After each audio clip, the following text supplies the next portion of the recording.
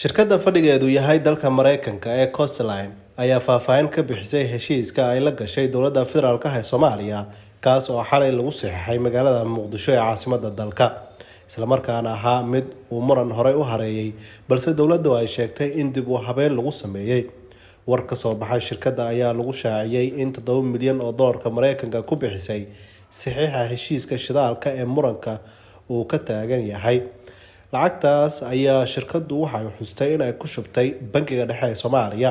Sidoo kale shirkadda Coastline waxa ay sheegtay in madaxweynaha Soomaaliya Xasan Sheekh Maxamuud uu oggolaaday heshiiskan isla markaana ay rajo ka muujiyeen in lagu guuleysto soo saarista shidaalka Soomaaliya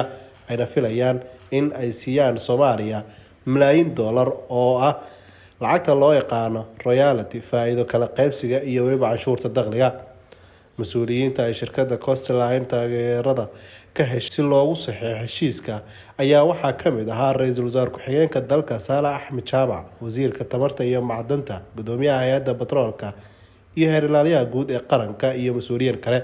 Ugu dambeyn, shirkadda fadhigeedu yahay Mareykanka ee Coastline ayaa sheegtay in dalka Soomaaliya uu u furan yahay ganacsi